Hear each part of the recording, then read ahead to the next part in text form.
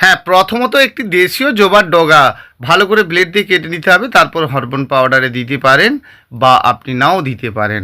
তারপরে বালিতে গাছটি রোপণ করার পর কয়েকদিন পর 10 থেকে 15 দিন পরে গাছটি রুট হয়। তারপরে ওই গাছটিকে নিয়ে একটি গুটি আবরিত করা হয়। তো আমরা যখন ওই গাছের রুট হয়ে যায় তারপর সেগুলো কিছুটা মাটির সঙ্গে জল মেখে নিয়ে একটি গুটি আবরিত করে ফেলি। আজকে টপিক্যাল জবা গাছের বিষয় বলবো বা আপনার অন্যান্য জবা গাছ থাকলে বিষয়গুলো অবশ্যই দেখতে থাকুন। যে পুরো বিষয়টি শেষ পর্যন্ত দেখতে থাকুন, বুঝতে পারবেন। তারপরে গাছের গুটি আবরিত হয়ে যাওয়ার পর ওই গাছে ভালো করে রুট আসার পরে কিন্তু পলিথিনের মধ্যে বসিয়ে দেওয়া হচ্ছে। তো পলিথিনে বসিয়ে দেওয়ার পরে গাছগুলো কিন্তু কলম বাঁধা হচ্ছে। সেই কলম বাঁধার সবসময় জানতে হবে কলম বাঁধার নিচটা কিন্তু ওই দেশীয় জবাটা, তারপরেই বেঁধে দেওয়া হচ্ছে কিন্তু ট্রপিক্যাল জবা। তাহলে নিচ থেকে যদি কোনো গাছ বেরোয় সেটা কিন্তু আপনারা অবশ্যই ভেঙে দেবেন। যদি আপনারা ভেঙে না দেন তাহলে দেশীয়টা উঠে যাবে। তাহলে তারপরে আমরা এই টপিক্যাল জবা গাছ রোপণ করব। রোপণ করার পরেই কিন্তু আমাদের গাছে ফুল ফুটবে। বাকি রয়ে যাচ্ছে আরও অনেক কিছু বিষয়। হ্যাঁ, নমস্কার, পুষ্পশ্রী নার্সারি কোলাঘাট, আমি কমল। তো আজকে আপনাদেরকে টপিক্যাল জবা গাছের কয়েকটি ব্যাপার নিয়ে বলবো আর কি, যেগুলো আপনাদের খুব কাজে লাগবে। এই বর্ষার সময় আমরা কি করব, হঠাৎ দেখি আমাদের একটার পর একটা সমস্যা হয়ে ওঠে। সেই সমস্যাগুলো যাতে না হয় সেই নিয়ে আমাদেরকে ভাবতে হবে। দেখুন, কে কেমনভাবে কীভাবে গাছ রোপণ করেছেন সেটা কথা নয়, কথা এটা আপনাকে সুন্দর গাছ গড়ে তুলতে হবে আর কি। তাহলে আপনাকে সুন্দর গাছ গড়ে তুলতে গেলে কতগুলি বিষয় কিন্তু জানতে হবে। দেখুন, শুধু সুন্দর সুন্দর গাছ দেখবেন, তারপর সুন্দর গাছ দেখে আপনি কি করে সুন্দর করবেন? তাহলে গাছের রূপ খারাপ দেখুন, আপনি সুন্দর গড়ে তুলুন, তাহলে তো রোগের মানেটা ঠিক বুঝতে পারবেন, তাই না? তাহলে আমরা যখন কোনো গাছ রোপণ করি কতগুলো জিনিস কিন্তু করেই ফেলি। সেটা করাটা অন্যায় নয়, অবশ্যই করতে পারেন, কিন্তু তার নির্দিষ্ট সময়গুলো জেনে নিতে বলেছিলাম। যখনই আপনারা কখনো মাটি নেবেন, দেখুন মাটি করছি মানে মাটিটাই মূল কথা। মাটি দ্বারাই করবেন গাছ, গাছ তবে হবে সুন্দর। তাহলে আপনি যেখান থেকে মাটি নিয়ে এসেছিলেন সেটা এমনি যে কোনো মাটি হয়ে গেলে কিন্তু হলো না। তাহলে আপনি যে মাটিটা নিয়ে এসেছিলেন সেই মাটিটি উদ্ভিদযুক্ত শুকনো মাটি ছিল, তার সঙ্গে আপনি একটু ভার্মি কম্পোস্ট, একটু কোকোপিট এই সমস্ত মেখেছিলেন। তো তাহলে যদি আপনি ভার্মি কম্পোস্ট মেখে থাকেন তাহলে কিন্তু আপনার একটা নির্দিষ্ট সময় আছে, সেটা কিন্তু আমি অনেক ভিডিওতেই বলেছি, তা আপনারা জানেন আর কি। তাহলে বেশি সময় নষ্ট করে নয়, যখন আপনি ভার্মি কম্পোস্ট দিয়ে গাছ রোপণ করেছেন তাহলে বৃষ্টির জল থেকে আপনাকে দূরে থাকতে হবে। যদি না দূরে থাকেন, কারণ বৃষ্টির জল খাওয়ার পর 8 থেকে 9 মাস যাওয়ার পরে ওই ভার্মি কম্পোস্টটা আস্তে আস্তে ক্ষত হয়ে যায়, তারপরে কিন্তু জবা গাছের রূপটি খুব খারাপ হতে থাকে। বা কোকোপিটের ক্ষেত্রেও যদি আপনি কোকোপিট, ভার্মি আর বালি মাটি একসঙ্গে মেখে আপনি গাছ রোপণ করেন, সেই সময়টার জন্য ঠিক থাকলেও পরবর্তী অবস্থাটাই কিন্তু খারাপ হবে। সেই জন্য জবা গাছের ক্ষেত্রে বলবো যে কোকোপিট বা ভার্মি কম্পোস্টটা থেকে আপনি একটু দূরে থাকলে মনে হয় আপনার গাছটা আরও বেশি ভালো গড়ে তোলা যাবে। তাহলে আমরা ভার্মি কম্পোস্ট বা কোকোপিট দিয়ে গাছ রোপণ যারা করে ফেলছি তাদের কি করা যাবে? তাহলে বৃষ্টির জল থেকে একটু দূরে থাকতে হবে। ধরুন, যখন আপনি কোনো গাছ রোপণ করছেন, একটা ছোট গাছ নিয়ে এলেন, নিয়ে আসার পরে সেই ছোট গাছটিকে কি করেন বলুন তো? প্রথমত ওই গুটিটাকে ছাড়িয়ে দেন, এটা করার দরকার নেই, কারণ ওটাই সিস্টেম মতোই করা থাকে। ওই পর্যন্ত কিন্তু আপনি বালি আর মাটি মেখেই গাছটি রোপণ করবেন। এই কথাগুলো আপনারা অনেকবার জেনেছেন, শুনেছেন, কিন্তু কঠিন কয়েকটি বিষয় আপনাদেরকে সবসময় জেনে রাখতে হবে, তাহলে কিন্তু আপনি সুন্দর জবা গাছ অবশ্যই গড়ে তুলতে পারবেন। আপনার বাড়িতে একই সঙ্গে দুটো জবা গাছ আছে, ভালো করে লক্ষ্য করুন, একটা জবা গাছ চুপচাপ হয়ে লাল হয়ে বসে আছে, একটি গাছ খুব সুন্দর হয়ে গেছে। বা অনেক দিন আপনার গাছ ঠিক ছিল, ঠিক থাকতে থাকতে দেখবেন একটা সময় ঠিক থাকলেও আর একটা সময় ঠিক নেই। তাহলে ঠিক করতে গেলে কতগুলো বিষয় আমাদেরকে কিন্তু খুব ভালো করে জেনে নিতে হবে। তাহলে আমরা বালি আর মাটি আর বালি করে গাছ রোপণ করব। এই কথাটা আপনারা যদি ঠিকঠাক করেন আর কি, মানে মেনে নেন, তাহলে দেখবেন আপনার ভালো গাছ অবশ্যই হচ্ছে। তাহলে আপনি কি ভার্মি কম্পোস্ট দিয়ে জবা গাছ রোপণ করতে পারবেন না? অবশ্যই করতে পারবেন। সেটা কিন্তু এই বৃষ্টির সময়টাকে আপনাকে লক্ষ্য করতে হবে। ভার্মি কম্পোস্ট দিয়ে যদি আপনি গাছ রোপণ করেন বা কোকোপিট দিয়ে সম্পূর্ণ গাছ রোপণ করেন তাহলে একটা ঠিক আছে। আমরা কি করি বলুন তো অনেকেই, যেটা গুলিয়ে ফেলি। ভার্মি কম্পোস্টও দিয়েছি, কোকোপিট দিয়েছি, বালি দিয়েছি, মাটি দিয়েছি, এদের কাজগুলো কিন্তু আলাদা আলাদা। সবসময়ের জন্য জেনে রাখবেন, মাটি শুধু ভার্মি কম্পোস্ট দিয়ে আপনি কাজ করুন না, বা শুধু কোকোপিট দিয়ে কাজ করুন না, বা শুধু বালিতে কাজ করুন না, বা শুধু মাটিতেই আপনি কাজ করুন না। তো আমরা এগুলো কিন্তু করি না, সবকে একসঙ্গে মেখে খিচুড়ি বানিয়ে ফেলি। একজন ঠিক থাকলেও অপরজন ঠিক নেই, গন্ডগোল হয়ে যাচ্ছে। এই দেখুন, আমি আপনাকে বলছি, আপনি ঠিক করে যদি বুঝে নেন যে ব্যাপারটা ঠিক আছে, তা নাহলে কিন্তু দিকটা অন্যদিকে বেঁকে যাচ্ছে যে ভাই কি ভুলভাল বকে যাচ্ছে। তাহলে আপনারা যখন গাছ করবেন আর কি, কতগুলো বিষয় একটু খেয়াল করবেন, আপনারই গাছ ভালো থাকবে। সেই জন্য আপনার গাছ যাতে ভালো থাকে সেই নিয়ে কিন্তু কিছু বলা। দেখুন, যখনই কোনো জবা গাছে খারাত্ব ভাব এসে যায়, খারাপ রূপ এসে যায়, তাহলে সেই বিষয়গুলো আপনাদেরকে একটু কেয়ার করতে হবে। কি কেয়ার করবেন?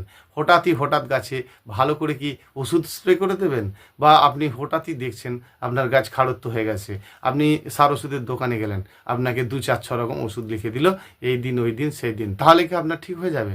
তাহলে আপনাকে জানতে হবে গাছটা যে টবের মধ্যে আপনার আছে আর কি, হঠাৎই দেখছেন একটা গাছ পুরো খাড়ত্ব হয়ে গেছে, একটা গাছের পাতা নেই। তো একটা গাছের পাতা নেই, পুরো ন্যাড়া হয়ে রয়েছে। ধরুন আপনার বাড়িতে 10টা টব থাকলে দেখবেন 2টো টব ভালো থাকলেও 4টে টব খারাপ হয়ে গেছে। এরকমটা কেন হবে? তো এর কারণটাই হচ্ছে মাটি, বুঝেছেন তো? তো এর কারণটাই মাটি। তাহলে যখন আপনার এরকম খাড়ত্ব রূপটা এসে যাচ্ছে যে গাছটি, সেই গাছটা কি আপনার মারা যাবে? না, শুধু প্রসেসগুলো আপনাকে জেনে নিতে হবে।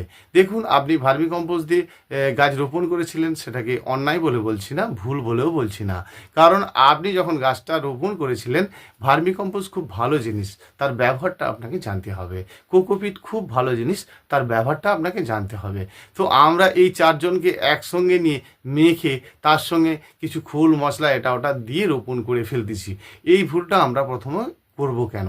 প্রথমত গাছ রোপণ করব, আর গাছ রোপণ করার পরে বিষয়গুলো দেখব আর কি।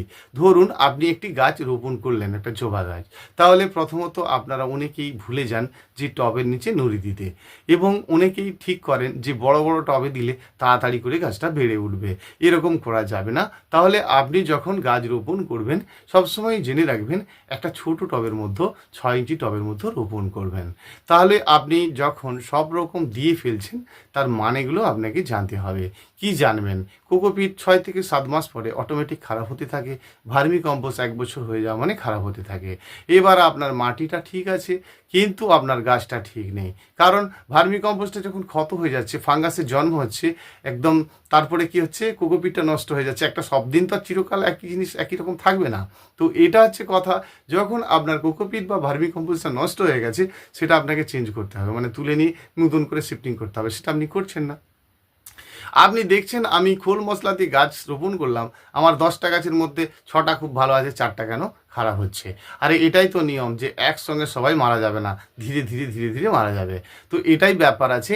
যখন আপনি রোগটা বুঝতেই পাচ্ছেন, দেরি করার আর কিছু দরকার নেই, প্লেনভাবে গাছ রোপণ করুন, দেখবেন আপনি খুব সুন্দর কিন্তু জবা গাছ গড়ে তুলতে পারছেন। তাহলে মোটামুটি আমরা বিষয় এটা ক্লিয়ার হয়ে গেছি। কিন্তু কথা হচ্ছে, মতো অবস্থায় যাদের গাছের কন্ডিশনটা খারাপ আছে তারা কি করবে? তাহলে যাদের গাছের অবস্থাটা একেবারে খাড়ত্ব হয়ে রয়েছে, একেবারে কোনো পাতা নেই, গাছ খাড় হয়ে রয়েছে, তারা কি করছে? ভালো করে গাছের উপরে বিষ স্প্রে করছে, মানে উপরে বল প্রয়োগ করছে। যাদের গাছের পাতা একেবারে লাল হয়ে রয়েছে, তারা কি করছে? ভালো করে কীটনাশক ওষুধ, এটা ওটা নানান রকম ধরনের ওষুধ দিয়ে দিয়ে পরিশান্ত হয়ে যাচ্ছেন, যে গাছকে আর রূপ ফিরিয়ে তুলতে পারছেন না। এইগুলোর মূল কথাই হচ্ছে কি জানেন? গোড়ায় গণ্ডগোল। নিচ থেকেই খাদ্য নিচ্ছে, খাদ্য পাওয়ার ড্যামেজ, শেকড় ড্যামেজ, গাছের অবস্থা খারাপ, সব একেবারে শাটডাউন হয়ে গেছে। তো এইটাকে আপনাকে কিন্তু আবার ঠিক করে নিতে হবে। করা যায় ঠিক। প্রথমত গাছটি আপনি নিলেন, একেবারে জলটাকে অফ করে দিন, বৃষ্টির জল খাওয়া বন্ধ করুন। পরে আপনি আবার চিকিৎসা করবেন, নতুনভাবে গাছ রোপণ করবেন। প্রথম অবস্থাতে কিন্তু আপনি গাছটাকে একেবারে একটু ছাওয়ার দিকে নিয়ে আসবেন, যেখানে আপনার বৃষ্টির জল পড়ে না। তো কারণ এই হঠাৎ বৃষ্টি, আমরা এগুলো ভুল করে ফেলছি, টবের নিচে অনেকে নুড়ি দিই না, প্লেনভাবে করি না, এগুলো আমাদের একটা ভুল রয়েছে, সেই ভুলটাকে শুধরে নিতে হবে। তাহলে মূল কথা হচ্ছে, যখন টবের নিচে আপনি নুড়ি দিতে ভুলেই গেছেন, মাটির সঙ্গে ভার্মি কম্পোস্ট, বালি, কোকোপিট এটা ওটা দিয়েই ফেলছেন, মশলা দিয়ে গাছ রোপণ করেই ফেলছেন, তার একটা তো ক্ষয়ক্ষতিটা গাছ আপনাকে দেখা দিচ্ছে, আস্তে আস্তে তার ক্ষতিটা হচ্ছে। সেই বিষয়টা কিন্তু আপনাকে ঠিক করে নিতে হবে, ঠিক করার উপায়ও আছে। দেখুন, ওই মতো অবস্থায় আপনি জল দেওয়া বন্ধ করলেন, বন্ধ করে দেওয়ার পরে কিন্তু ভালো করে মাটিকে খুবড়ে এলোমেলো করে দিবেন। সবসময় জবা গাছে না খুবড়ানো গেলেও এই পরিস্থিতিতে আপনাকে করতে হবে। তাহলে ভালো করে মাটিকে আপনি একদম ফার্স্ট ক্লাস করে শুকনো করে নেবেন। দেখুন, একেবারে ড্যামেজটা কেটে যাবে। তারপরে কিন্তু আপনি কি করবেন, আবার কি গাছে বিষ স্প্রে করবেন? বিষ স্প্রে পরে করবেন। গাছের যে পাতা আপনার একেবারে লাল, একদম লাল মানে একেবারে হলদেটে ভাব হয়ে গেছে, গাছে একদম খাড়ত্ব ভাব হয়ে গেছে, এক্ষেত্রে আপনি কি করবেন বলুন তো? গাছে আগে পাতার উপরে স্প্রে খাদ্য দিন, গাছের রূপ ফিরিয়ে তুলুন, গাছের গোড়াতে খাদ্য দিন, গাছের রঙটা ফিরিয়ে আনুন, তারপরে করবেন আপনি কাটিং। তারপরে আপনার গাছের ফুল কোথায় একটা কুঁড়ি ঝরে যাচ্ছে, কে একটা পোকায় খেয়ে যাচ্ছে, এইসব ছোটোখাটো ব্যাপার নিয়ে প্রথমত মাথা ঘামাবেন না, তাহলে কিন্তু আপনি ভালো গাছ গড়ে তুলতে পারবেন না। গাছকে হেলদি রাখতে হবে। জবা গাছ যদি একবার তার জ্ঞান হারিয়ে ফেলে আর কি, মানে একেবারে লালচে ভাব হয়ে গিয়ে খাড়ত্ব ভাব এসে যায়, সেটা রিকভার করতে অনেকটা সময় লাগে, তা নাহলে জবা গাছের আর জ্ঞান আপনার ফিরছে না। হঠাৎ দেখুন আপনার গাছের একটা একটা ডাল কালো কালো ফসকা পড়ে যাচ্ছে, হঠাৎই দেখছেন গোটা গাছটা আপনার ভালোই আছে, কোনো একটা ডাল বেঁচে আছে, তারপরে দেখছেন ওখান থেকে কালো হয়ে গোটা গাছটা মারা গেছে। দেখুন এটা আপনার ক্ষেত্রে কেন, আমাদের ক্ষেত্রেও হয়ে থাকে। তো সেই ভুলের বিষয়গুলোকে আমরা ঠিক করব বলেই কিন্তু আপনার সঙ্গে একটু শেয়ার করা। তাহলে আমরা এই ব্যাপারটা বুঝলাম যে জবা গাছে সবসময় প্লেনভাবে রোপণ করব, যেটা করে ফেলছি সেটা কিন্তু এর মতো অবস্থায় এরকমই করব। দেখুন অনেকে সিন্ডারে গাছ রোপণ করেন, তার প্রসেস সে জানে, যে অনেকে আবার সম্পূর্ণ কোকোপিটে গাছ করে, সে তার প্রসেসটা জানে, সে বিষয়গুলো জানে। আপনিও করছেন কিন্তু আপনি তো জানছেন না, এটা ব্যাপার আর কি, যে জানে সে করতে পারে।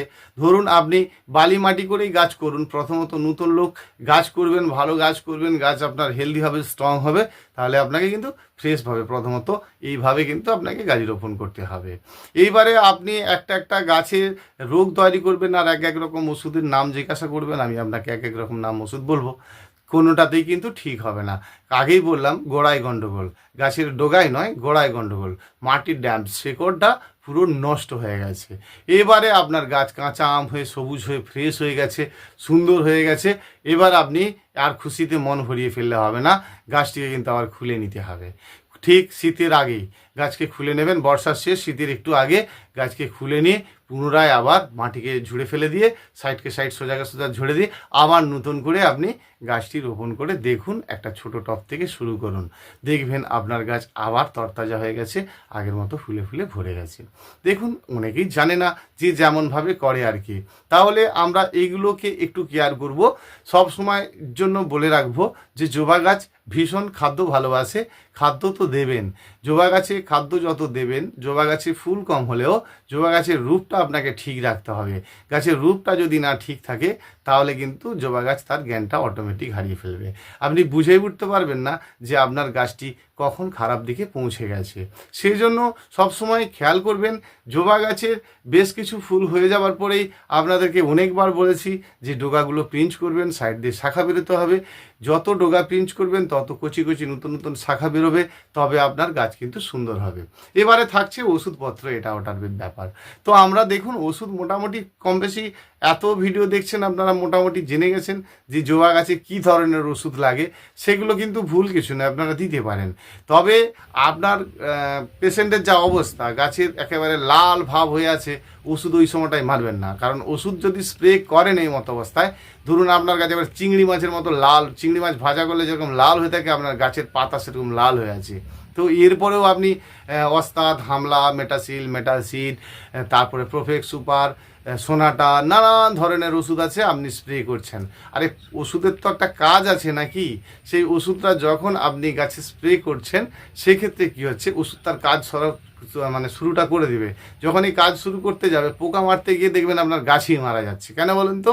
না, ওষুধকে একটু বেশি কড়া ডোজে পড়ে গেলেই পাতা দেখবেন চুঁয়ে একদম বেকার, 1 ঘন্টা পরে দেখবেন ভাজা হয়ে গেছে। সেটা আপনারা ওষুধপত্র দেন, মোটামুটি জানেন আর কি। তাহলে ওষুধ তো আপনি দেবেন, আগে গাছটাকে তো ঠিক করুন, গাছকে চকচকে ঝকঝকে করুন, আপনি যে ওষুধগুলো দেন সেগুলো অবশ্যই দেবেন। দেখুন মাটিতে আমরা অনেক রকম করে অনেক ধরনের এখন খাদ্য দিয়ে থাকি, বা অনেক রকমের বীজ প্রয়োগ করে থাকি, গাছের শিকড় তৈরি করার জন্য দিয়ে থাকি, এগুলো কোনো সমস্যা নয়, এগুলো দিতে পারেন, সেগুলো কারণ বুঝে দিতে হবে আর কি। আপনার শরীর খারাপ নয় আর আপনি 2টো করে জ্বরের ট্যাবলেট খাবেন, সেটা কীরকম হচ্ছে? আপনার গাছের সমস্যা থাকলে আপনি সেই কাজটি অবশ্যই করবেন, তাহলেই তো আপনার সমাধান হবে। তাহলে আপনার গাছের ড্যামেজ অবস্থা যখনই হবে প্রথম কাজ কিন্তু গাছকে আবার আগের জায়গায় ফিরিয়ে আনা, গাছের রঙটাকে ফিরিয়ে আনা। তাহলে আপনি প্রথমত গাছ খাড়ত্ব গাছকে নিয়ে গিয়ে তার মানে একদম পাতা পাতা ঝরে গিয়ে খাড় হয়ে গিয়ে গাছ আপনার শুধু একা একা দাঁড়িয়ে আছে, কোনো পাতা নেই, শুধু খাড় খাড়, মাথায় গিয়ে দুখানা ফুল ফুটে আছে, দুটো কুঁড়ি আছে, আবার একটা কুঁড়ি ফুটতে গিয়ে একটা টুক করে ঝরে পড়ে যাচ্ছে। তাহলে এই মতো অবস্থায় আপনি যত রকম ওষুধ মারুন কাজ হবে না, কারণ আপনার গাছের কন্ডিশনটা খারাপ আছে, ওষুধটা ভুল নয়। ওষুধ আপনি যাই দিন না কেন ওষুধটা ভুল নয়, ওষুধের কাজ ওষুধ করবে, মানে বিষের কাজ বিষ করবে, খাদ্যের কাজ খাদ্য করবে, কিন্তু আপনার গাছের কাজ তা করবে না, কারণ গাছের কন্ডিশনটা যেমন আছে সেটা আপনাকে আগে জানতে হবে। গাছ সবসময় খাড়ত্ব হয়ে আছে মানে সবসময় সেটাকে আপনাকে রিকভার করে নিতে হবে। দেখুন, গাছের শেকড় বেশি পরিমাণে তৈরি করতে গেলে আপনি বাড়িতে বলেইছি, অনেকভাবে বলেছি যে ভালো করে আপনারা কিছুটা ধরুন একটু চাল নিলেন, এগুলো নিজে নিজে বানাতে পারেন আর কি, একটু চাল নিলেন, তার সঙ্গে কিছুটা মাটি নিলেন, মাটি পুকুরের মাটি তো আপনারা যদি পান তো ভালো, মানে পুকুরের পাঁক যদি পান ভালো, আর তা নইলে আপনি একটা জায়গাতে মাটি ভিজিয়ে রাখুন। আপনি খোলের জল ভেজাতে পারেন আর মাটি ভেজাতে পারেন না, একটা পাত্রে মাটিকে অনেক দিন ধরে পচিয়ে ফেলুন, দেখবেন ওই মাটির জলটার সঙ্গে বা ওই কাদামাটি জলটার সঙ্গে কিন্তু আপনার খাদ্যগুলো দেবেন, আপনার খাদ্যগুলো আপনি ওই জলটার সঙ্গে দেবেন, তারপরে আপনার একটু চাল দেবেন, তারপরে আপনার ওই যত রকম 6 রকম জৈব সার দেবেন, তারপর 2 রকম নাইট্রোজেন সার দেবেন, ওই পচা জলটা কিন্তু আপনি গাছের গোড়ায় দেবেন সবসময়। 10 দিনের মধ্যে পচাটা শেষ করতে হবে, 3 দিন থেকে শুরু করতে হবে, এগুলো ঠিকঠাক আছে। এবারে মাঝে মাঝে আপনি হাইড্রোজেন পারঅক্সাইড দিচ্ছেন, সোনাটা ওষুধ দিচ্ছেন, কাকা ওষুধ দিচ্ছেন, কনফিডেন্স যা বলেন না কেন এগুলো দিচ্ছেন, ঠিকই আছে, এগুলো দিতেই পারেন। তো এগুলো দেওয়া যায়, গাছের ওষুধ তৈরি করা হয়েছে গাছে দেওয়ার জন্য, যদি আপনি না দেন তাহলে আপনার গাছের ভালো হবে কী করে? তাহলে আমি বলতে চাইছি যে গাছের কন্ডিশন বুঝে কিন্তু আপনাকে দিতে হবে। দেখুন, অনেকের ক্ষেত্রে যারা সিন্ডারে গাছ রোপণ করেছেন তাদের ক্ষেত্রে বলবো যে তারা তো এমনিই কোনো একটু খাবার দিয়ে দিলে গাছ তারা সারিয়ে তুলতে পারবে না, কারণ সিন্ডারের মধ্যে বিশেষ কিছু খাদ্য তো নেই, যেটুকু দেবেন সেটা আপনার মতো করেই দিতে হবে। ধরুন অনেকেই ভার্মি কম্পোস্ট আর মাটি করে রোপণ করেছেন, কারণ আপনি নিজেও বুঝতে পারছেন যে ভার্মি কম্পোস্ট দিয়ে আপনি জবা গাছ রোপণ করেছেন, এখন গাছগুলো ভালো থাকলেও বেশ কদিন ফুল হচ্ছিল, ভালোই হচ্ছিল, এখন গাছটি লাল ভাব হয়ে গেছে, তার মানে গন্তব্যস্থলে যে খাদ্যটি ছিল সেটি অফ হয়ে গেছে, শেষ। তাহলে আপনাকে একেবারে প্রথমত গাছকে ভালো করে একদম আবার ঝেকাস করে তুলতে গেলে গোড়াতে খাদ্য দিতে হবে, পাতায় স্প্রে খাদ্য দিতে হবে, স্প্রে খাদ্য দিতে গেলে আপনাকে 19 20 20 28 এমন অনেক কিছু বেরিয়ে গেছে, অনেক ধরনের স্প্রে খাদ্য বেরিয়ে গেছে, যেগুলো শুধু দোকানে গিয়ে বলবেন বৃদ্ধি হবে বেশি, এরকম গাছের মানে খাদ্য দিন, তাহলে আপনাদেরকে দিয়ে দিবে। যদি এত কিছু না পারেন তাহলে আপনি নিজেই বাড়িতে খাদ্য বানিয়ে নিতে পারবেন, আপনার কেউ খাদ্য কিনতে যাওয়ার নেই, আপনি নিজেও বানিয়ে নিতে পারবেন। একটু অল্প করে আপনার বাড়িতে 10 26 বা অন্য কিছু থাকলে অল্প করে জল একটু দেবেন, দিয়ে ঠিক সেই জলটিকে আবার স্প্রে করবেন। তার একটা ভাগ আছে, 2.5 লিটার একটা ঠান্ডার বোতলের সঙ্গে আপনি 50 গ্রাম যে কোনো এরকম নাইট্রোজেন সার দিয়ে দিন না, ডিএপি 10 26 যা বোঝেন দিয়ে দিন, তার থেকে একটু করে জল নেবেন, সেই জলটিকে আরও 1-2 লিটার জলের সঙ্গে দিয়ে গাছে স্নান করিয়ে দেবেন, গোড়ায় দেওয়ার দরকার নেই, কারণ বেশি নাইট্রোজেন গোড়ায় দিলে গাছ কিন্তু আবার নাইট্রোজেন খাওয়া অভ্যাস করে ফেললে তাহলে একটু বিপদ আছে আর কি, মানে পরবর্তী অবস্থায় গাছকে আবার রিকভার করতে পারবেন না, আপনার সমস্যা আছে, সেই জন্য নাইট্রোজেন সার কিন্তু আপনি ব্যবহার করবেন। সবসময়ের জন্য নাইট্রোজেন সার ব্যবহার করার দরকার নেই, আগেই বললাম প্রয়োজনে যেটুকু লাগবে সেটুকুই আপনি করবেন, তাহলে গাছের রূপটা আপনার আগের মতো আবার ফ্রেশ হয়ে গেল, তারপরে আপনি করলেন, মানে তারপরে কিন্তু আবার আপনি নাইট্রোজেন বন্ধ করে দিয়ে যেমন জৈব সার দিচ্ছেন দেবেন। তাহলে আপনাকে নাইট্রোজেন সারটা দিতে হচ্ছে গাছের পাতার রঙটা করার জন্য, গাছে ফ্রেশ করার জন্য, গাছের কচি কচি ডগা বের করানোর জন্য। অনেকে যেটা করে ফেলেন যে গাছে ফুল আসার জন্য নানান রকম ব্যবস্থা নিয়ে নেয়। দেখুন, জবা গাছে ফুল আসাটা কোনো গল্পই নয়, নিজে নিজেই ফুল আসে, সেই জন্য গাছকে আপনারা ফুল আসার জন্য অনেক রকম মেডিসিন দিয়ে ফেলতেছেন, তো একটা সময় আপনার ফুল হচ্ছে, সেই ফুল আসার জন্য আপনি ফসফেট, পটাশ, আরও নানান কিছু আছে আপনারা আরও ভালো জানেন, সেগুলো গোড়ায় সব দিচ্ছেন, দেওয়ার পরে আপনার গাছে ভর্তি ফুল হলো, তারপরে এই গাছ খাড়ত্ব হলো, গাছের অবস্থাটা খারাপ হলো, এবার আপনি বুঝে গেছেন যে আপনার ভুলটা কোথায় ছিল। তাহলে আপনি যখন ফসফেট দিচ্ছেন, পটাশ দিচ্ছেন, তারপরে গাছে ফুলও হয়েছে, তারপরের কাজটা আপনি আর করছেন না, গাছকে আবার পরিমাণ মতো খাদ্য দিতে হবে, গাছের কাটিং করতে হবে, এগুলো করছেন না। আবার অনেকেই ভুলভাল টাইমে কাটিং করে ফেলতেছে, এটা তো করা যাবে না। ধরুন আপনি আগেই বললাম অতি শীত, অতি বর্ষা, অতি গরম, এই সমস্ত সময় কিন্তু আপনারা কাটিং করবেন না। আর কাটিং করতে গেলে আপনার ওই কাঁচি দিয়ে অস্তাতি করে এই জবা গাছে কাটিং করার দরকার নেই, কারণ জবা গাছের একেবারে চামড়া কিন্তু পাতলা, এমনি মরমর করে ধরবেন ভেঙে যাবে। তাহলে আপনাকে ধারালো ব্লেড দিয়ে টেনে কাটিং করে দিতে হবে, কারণ দামি কাঁচি চাই, না হলে কিন্তু গাছে দেওয়া যাবে না। কারণ দামি কাঁচি না হলে কিন্তু আপনি ওই জবা গাছের ওই কাণ্ড মানে দুটো যখনই এরকম অ্যাঙ্গেলে যাচ্ছে দেখবেন ছিঁড়ে যাচ্ছে, একটা জায়গায় দাঁতড়ে যাচ্ছে। তো ওই জায়গাটা যদি আপনারা করেও ফেলেন তাহলে আবার ধারালো ব্লেড দিয়ে উপরটা একটু পরিষ্কার করে কেটে দিন, দেখবেন আপনার গাছ কিন্তু ভালো হয়ে যাবে। দেখুন অনেকে সাপ পাউডারকে গুলে কাটা অংশে দিয়ে দিচ্ছে। সাপ পাউডারটা দিতে হবে কেন? আপনার যদি রোগ না হয় আপনি দিবেন কেন? এমনি একটা ধারালো ব্লেড নেবেন, কেটে দেবেন, ওই জিনিসটা হবেই না, সমস্যাটাই হবে না, তো সমাধান করার কি দরকার আছে? সেই জন্য আগে থেকে আমরা অনেকে ফাঙ্গিসাইড ওষুধকে একটু ভালো করে গাঢ় করে গুলি ওটা দিচ্ছে, অত পাওয়ার ওইখানে দেওয়ার কোনো দরকার নেই। কারণ আপনি যদি এরকম মনে হয় তাহলে সাপ ব্যাবিস্টন জ্যাকিস্টন আপনার বাড়িতে তো আছেই, সেটা আপনাদের জবা গাছ আছে মানে তো আপনারা মাঝে মধ্যেই দেন, সেই জলটি কিন্তু আপনি মাঝে মাঝে স্প্রে করবেন, দেখবেন ওই সব সমস্যা কিন্তু আর হচ্ছে না। এবারে আসি ওষুধ দেওয়ার ব্যাপারে। ওষুধ যখনই দেবেন বেশিরভাগটাই জবা গাছের ক্ষেত্রে সন্ধ্যাবেলায় দেবেন, সন্ধ্যের সময়টায় দেবেন আর কি। কিন্তু আপনার গাছের খারাপ কন্ডিশন থাকা অবস্থায় বারে বারে বিষ প্রয়োগ করবেন না। বিষ প্রয়োগ তখনই আপনি বারে বারে করবেন গাছটা আপনার ফ্রেশ আছে, এই মতো অবস্থাতে কিন্তু আপনারা করবেন।